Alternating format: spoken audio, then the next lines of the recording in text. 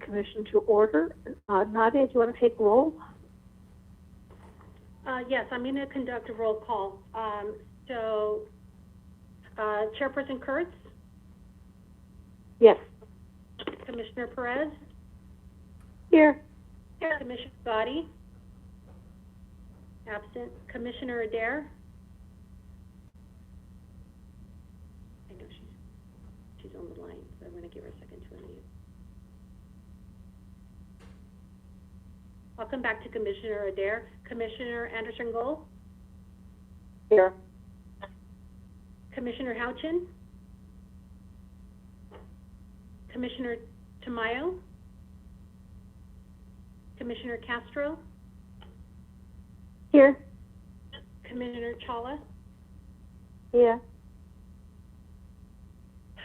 Okay. You can go ahead and proceed, Norma. Okay. We have quorum? We do. Okay. First on the agenda, we're not doing a minute. Oh, there they are. I'm sorry. First on the agenda is public comment. Did you receive any? We did not receive any public comments, no. Okay, next on the agenda is the approval of minutes for last week, April the 15th.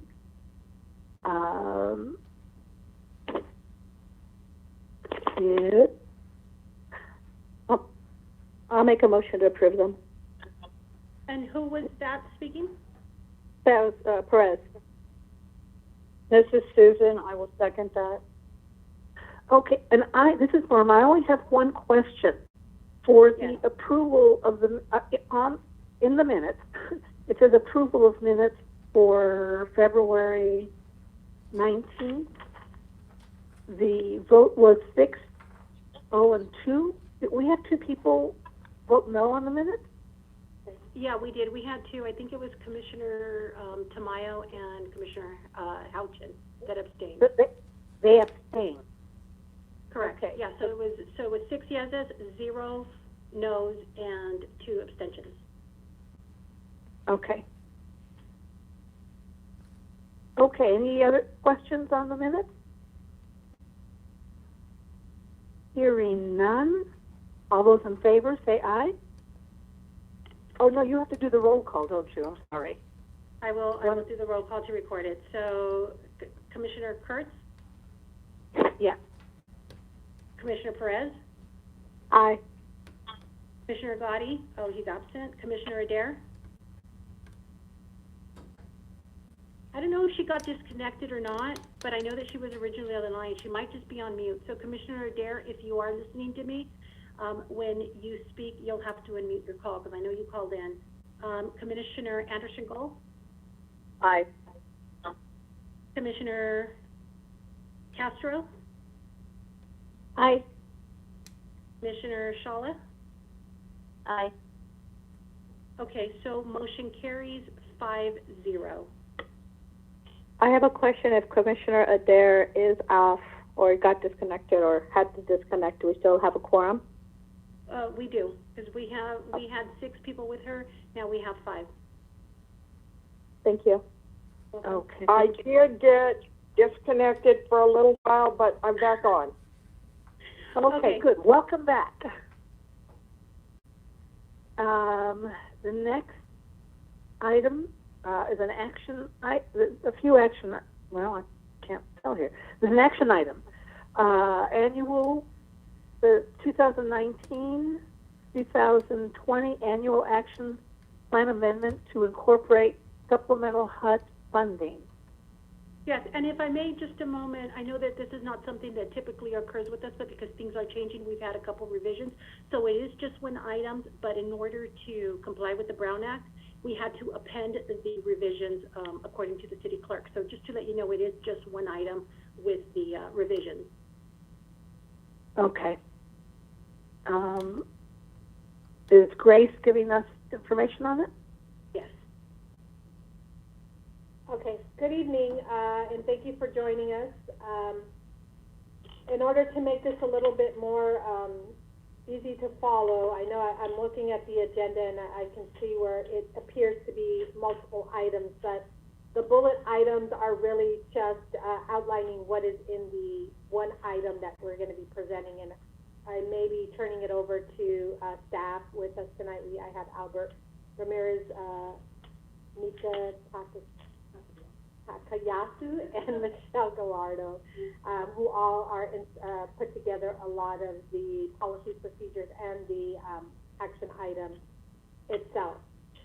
So just to give you a little bit of background for those of you who will recall, we bring in action items to you every year that basically outline the entitlement amount of money that we get from HUD for our HUD grants, which is our Community Development Block Grant, our Home Partnership Dollars, our Emergency Solutions Grants, and our Housing Opportunities for Persons with AIDS. Those are 4 block grants that we get from HUD every year. They're part of the process in which we go out for like emergency solutions grants. We seek applications from grantees. We usually appoint a subcommittee that then helps us to make those decisions. With the Community Development Block Grant, we also have a portion that is allotted by the Community Services Board. So that's what happens during regular course of orders. Is we have an action plan, outlines our activities, all the money that we get, and then we go forward from there.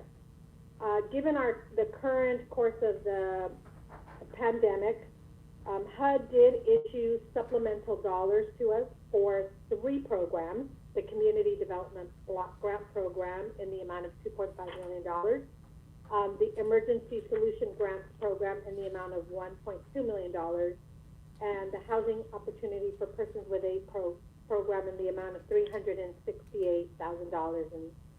And so the purpose of this tonight's hearing for in terms of the action and the supplemental is to publicly disclose how we intend to use that money, and also vet with you 2 programs that we are introducing as part of our COVID-19 relief efforts that are not here to date part of any action plan. They are new programs that we are putting together and hope to launch here quickly.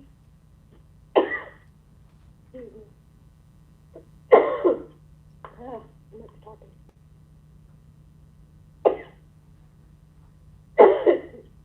That's not a cold, it just went down the line. You poor thing. Oh, no. Give me a second here. Okay, we're back on.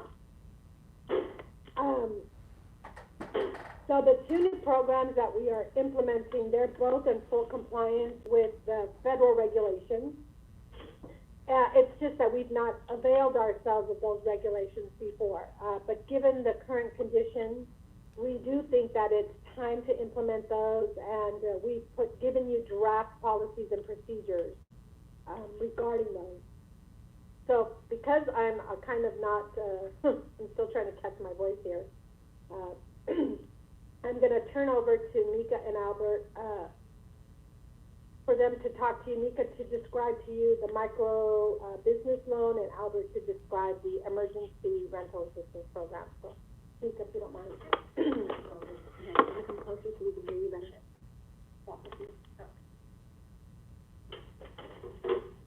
Good evening. So first I'm going to go over the micro business loan program that that our department is going to implement using the newly allocated CDBG COVID funds. We're going to allocate roughly around $1.1 million towards this program, and it's going to assist small businesses that are within the city of Anaheim. To give you a little bit of background on the loan program, I can go over some of the details of what it's going to look like. So small businesses, anyone that's a small business in the city of Anaheim is able to apply. We're working with a different organization called SBDC, Small Business Development Center. Thank you, John. And they are going to actually do a bulk of the underwriting and loan operations for us. So we're lucky that we can partner with them for this program. The loan is going to be a maximum of $10,000 per business. Because it is using federal funds, CDBG funds, it has to comply with our CDBG regulations. So HUD has some policies that they have to comply with, just like our other programs that we implement. So we will make sure that they are in compliance with that. The loan is up to a 5-year maximum. There is no prepayment penalty if they want to pay it off early, and the loan is deferred for the first 12 months. After the 12 months, they will make their first payment. The interest rate on the loan is going to be 2%, and they have the remaining 4 years, or if they want to start paying it in, year one, they're more than welcome to. So they have 5 years to pay off the loan. Let's see. The loan funds can only be used to address the issues they've had because of the COVID pandemic. So, for example, they can only use the $10,000 to pay for their base lease, especially if they've been unable to pay that because of the close of their business. They can pay for payroll for their employees. They can pay for utilities and general operating expenses only. So typically, a micro business loan program with CDBG funds, they're able to sort of do like rehab or pay for construction or appliances. But because this is specifically to address the COVID issue, they can only pay for those expenses.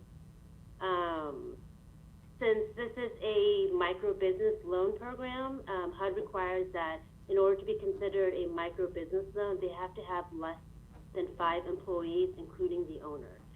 They could have multiple part-time employees to make up one full-time employee, but they can have no more than 5 employees within their business. There is no loan fee, and there are no fees in regards to that they would have to pay upfront to apply for the loan. Am I missing anything else? I think that's the gist of the loan program. Again, we are putting about $1.1 million towards this program. We are hoping that we can assist as many businesses as possible, but we do know that, or we understand that the demand is going to be high. So hopefully we can assist as many as we can. Do you have any questions?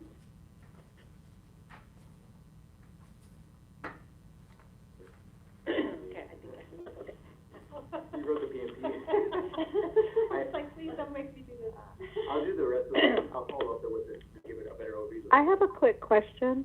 Sure. Just when will this begin rolling out? Do we have all the the logistics behind it so we could know that? So thankfully I got my voice back. So as we explained, so to answer your question, we're building this.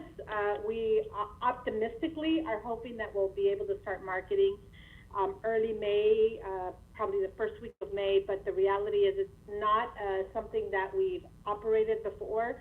So we are having to create the software system so that people can apply easily online, as it's difficult, obviously, to ask people to come in person at this point in time. And we are also making sure that we have check writing capacities and we have partnerships for the underwriting. We understand that time is of the essence, but we do have to. We are also having attorneys write the loan documents themselves. So that's what's taking a little bit of time to launch all of this. But we have made significant progress. We think it'll be another week or two before we're ready to say go. But we'll certainly let you know along with other partners once it's up and running. The one thing we don't want to do is launch it prematurely and have people experience frustration. I did have just anecdotally a conversation with one of our local vendors downstairs who is a small business and asked them, what their experience have been in accessing other programs.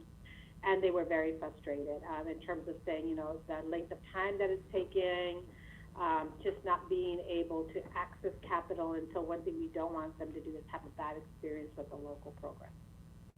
So about Thank you. No, that's perfect, because I agree with you. It has been a frustrating rollout with the SBA loans and waiting for the institutions to get back to them. So this is great that we're offering that. I'm impressed, and kudos to your team to be able to roll that out so quickly.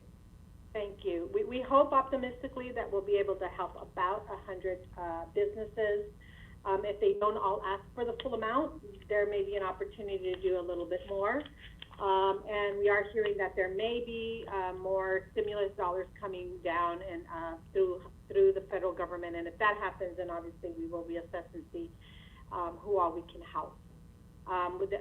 We are working with our own economic development team here, who if you're not a part of their email, they do send out a weekly update to all businesses, about 15,000 businesses, giving them resources and helping them to kind of hope to tread water, and that they'll be our primary vehicle for getting information out as soon as this is launched. They're ready and willing to go. They already have all of the materials to advertise this. So they're just waiting for us to say we're ready to go.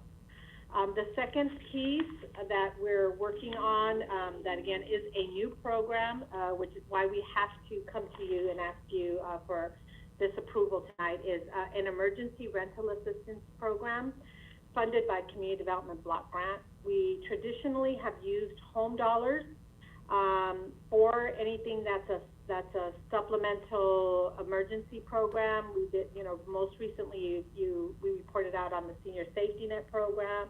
That was a combination of home dollars, emergency solutions, and other monies.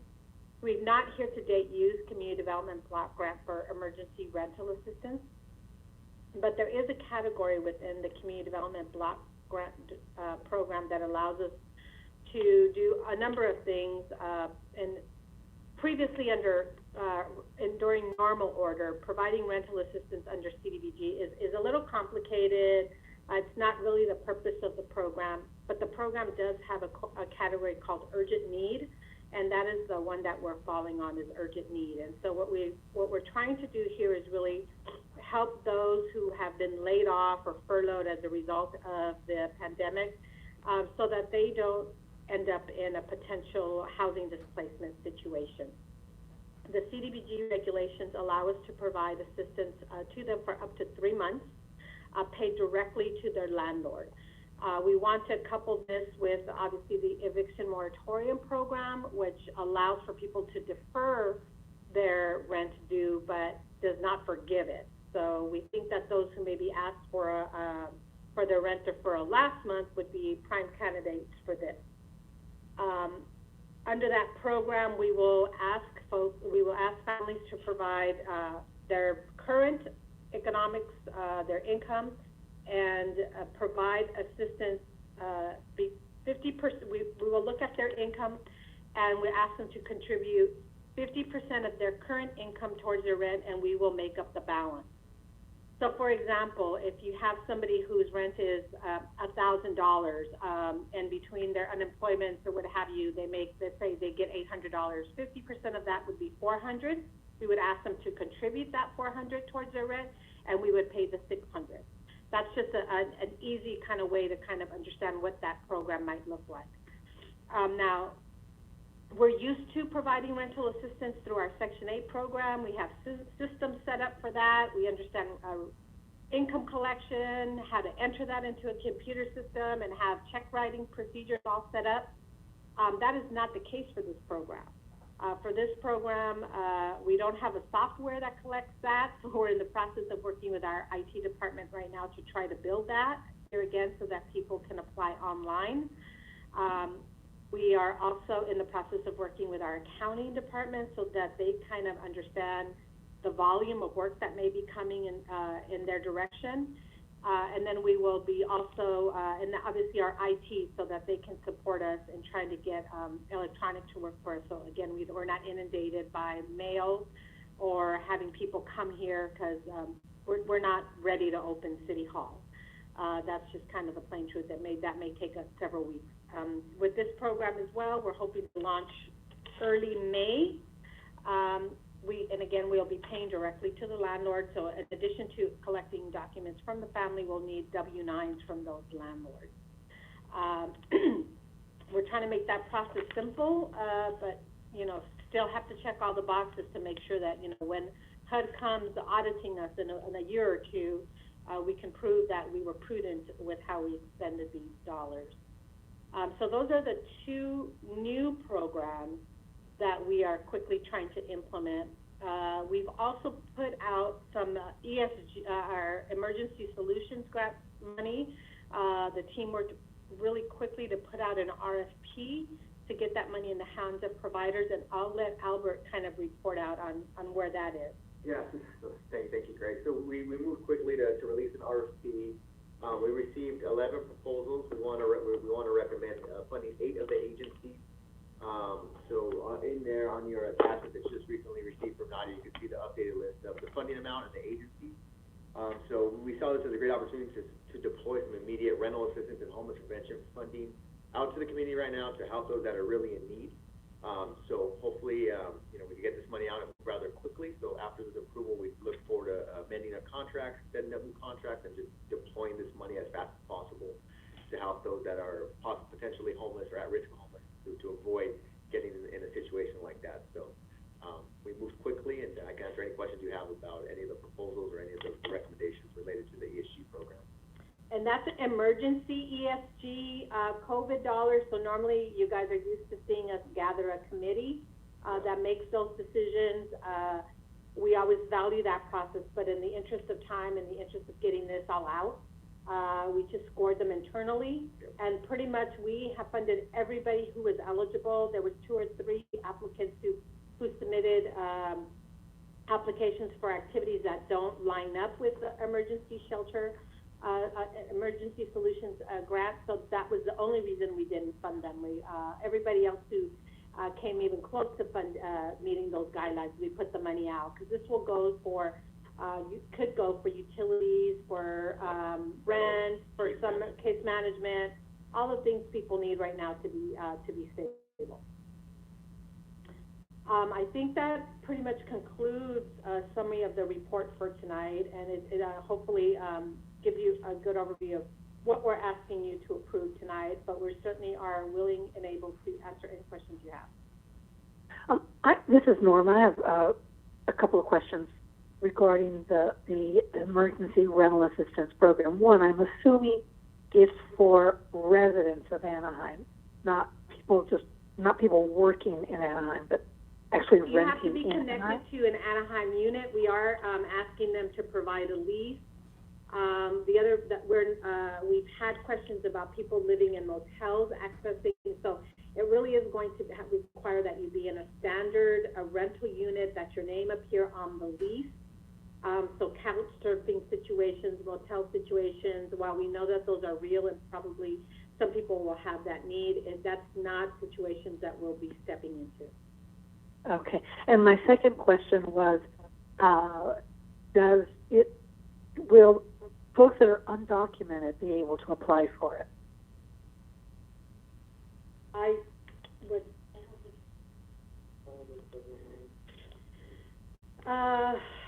That's a touchy one. I know that with federal documents, we do require that we be able to track by social, and we do have to put information into the IDIS system. So I think the initial answer to that is no. We continue to explore. I think the ESG dollars offer more an opportunity for that kind of assistance through a nonprofit provider who is unlikely to ask for that type of information, and we don't necessarily push them to do that. But if you're applying directly to the CDBG program, that's going to be problematic. I think it's a I believe, this is Mika, I believe our HUD consultant inquired about it with a different HUD representative, and that they said with rental assistance, CDBG cannot assist those who are not documented.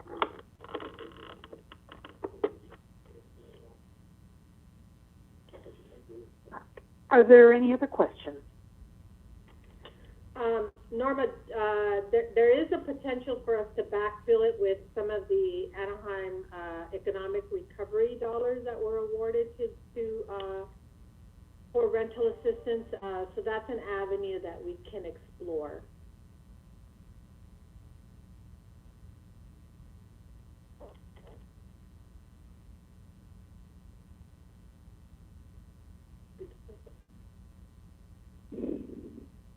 Are you there, okay. Norma? Yes, I am. I'm frantically making notes here. Are there any other questions?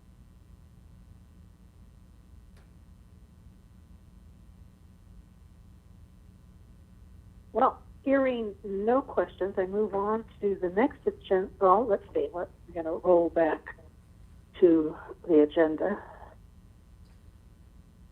Okay. So you need a vote on this one, right? Correct. Yes. And the vote would be to incorporate the supplemental HUD funding. Does that statement suffice? Yes. Okay. Do I hear a motion? It's to approve the supplemental amendment, which includes both the money and the way we intend to use it.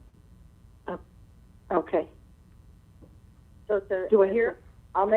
this is Susan. I'll make an motion to approve the fiscal year 2019 through 2020 to approve the supplemental HUD funding for existing as well as newly formed programs. This is Linda Adair. I'll second that. Okay. And do I have any questions? Hearing none. Nadia, you want to take a roll on it? I will do that. Commissioner Kurtz, how do you vote? Yes. Commissioner Perez? Yes. Commissioner Adair? Yes. Commissioner Castro? Yes. And Commissioner Shawla? Yes. And I think I missed Commissioner Anderson Gold. Yes. There we go. Okay, so motion carries, and the motion carries 6-0. Thank you. Next up on the agenda it's actually scratched out, so we don't have any informational items, correct? That's correct. Okay. Commissioners, does anyone have any report or comment?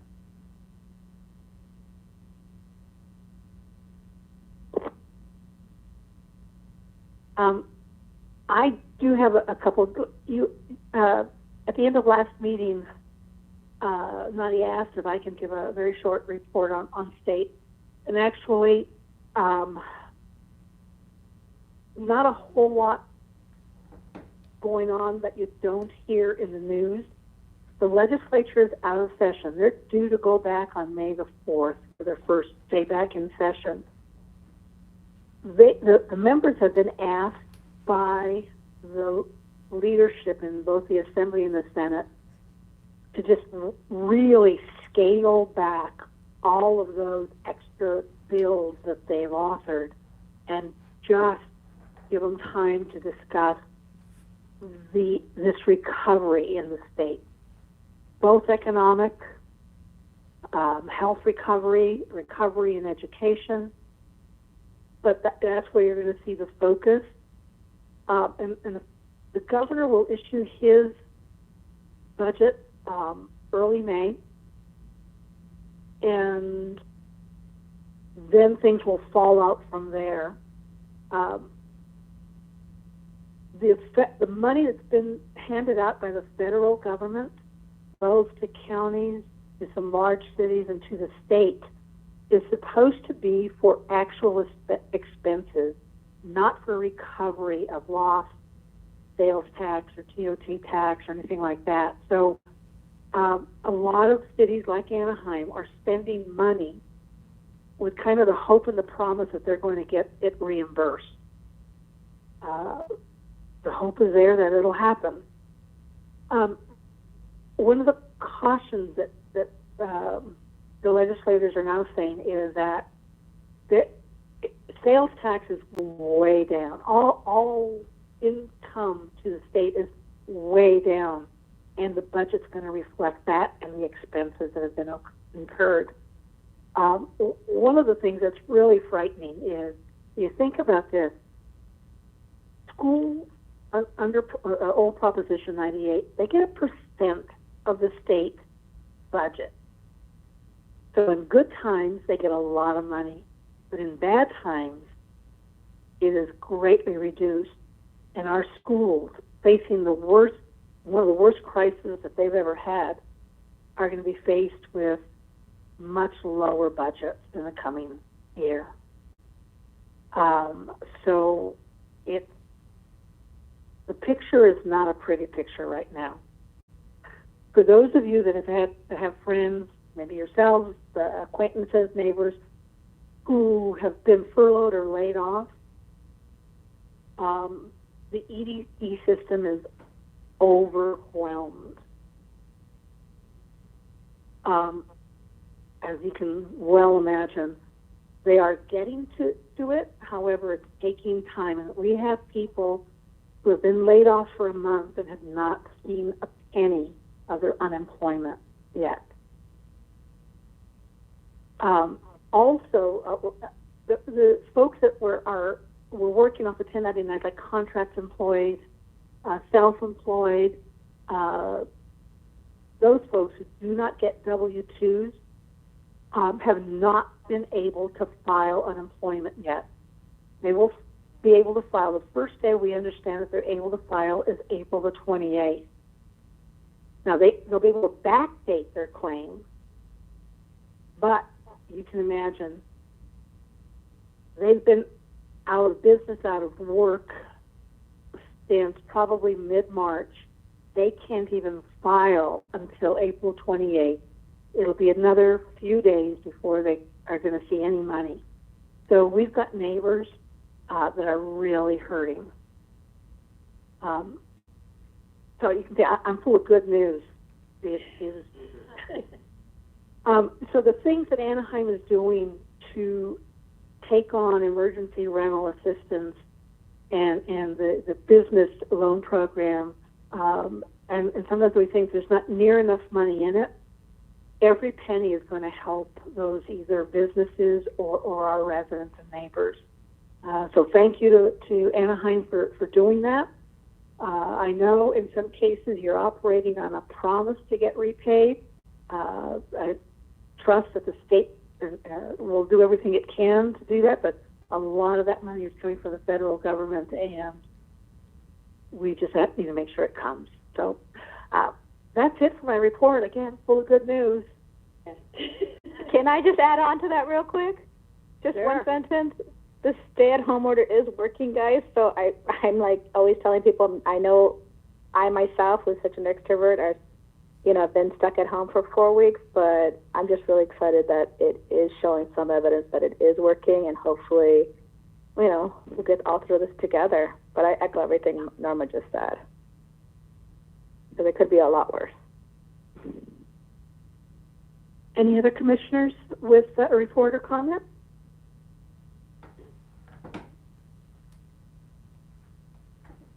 Hearing none, we'll go to staff comments. I have one more item to report out to you, and we're hoping that it's another assistance, form of assistance that we're working on, and I'm hoping to get some good news here in the next couple of days. As we reported the last time, we did get some money under the economic recovery plan that we're looking to incorporate in different ways to help. One of the ways that we're looking to use it is through a partnership with the United Way. The United Way of OC has a pandemic relief account whereby they're providing $500 to eligible families who are experiencing immediate hardship. They're doing it countywide. They've assisted a couple hundred families, 73 of which are Anaheim through their own philanthropic efforts. We are looking to use their system because they already have it in place and infuse some cash there, potentially anywhere between $250,000 and $500,000 for them to provide that assistance to Anaheim residents. So we're taking their guidelines, which are already pretty good, and just asking them to add to that in order to qualify, you must be an Anaheim resident to use the Anaheim pot. Once we're able to get money over there to them, then we could funnel people to the United Way Pandemic Relief Fund. They could apply through their portal.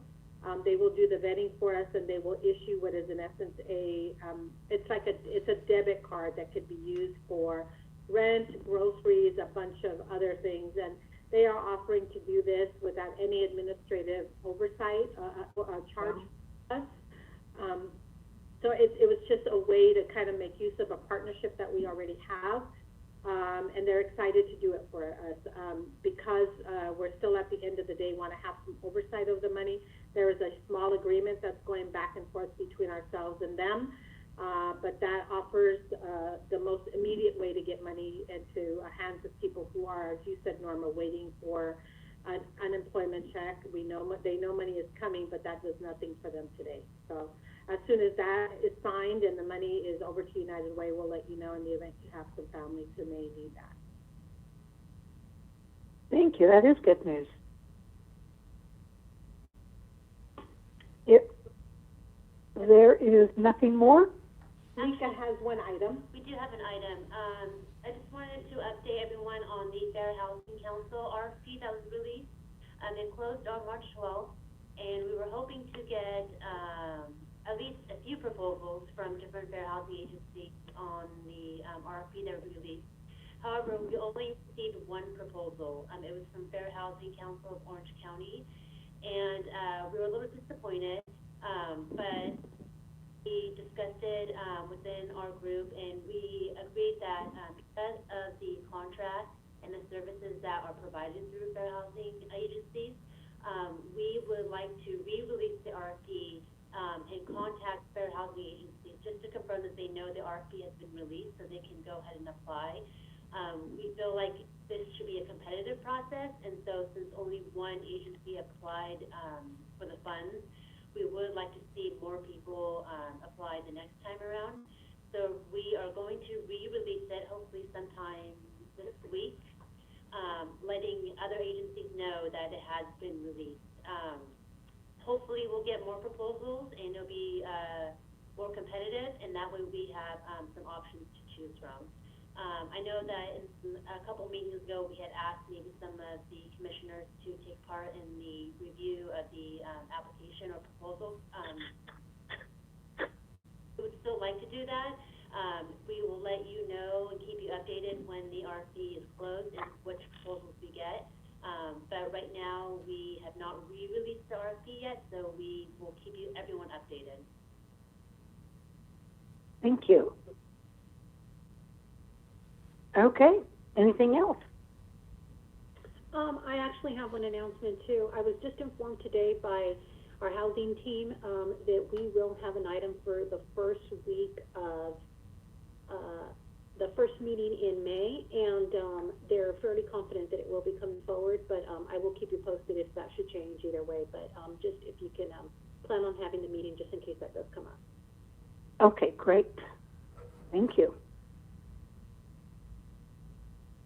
And hearing nothing else, the meeting is adjourned at 5:43. Thank you all. Thank you. Thank you. Thank you. Thank you all. Thank you.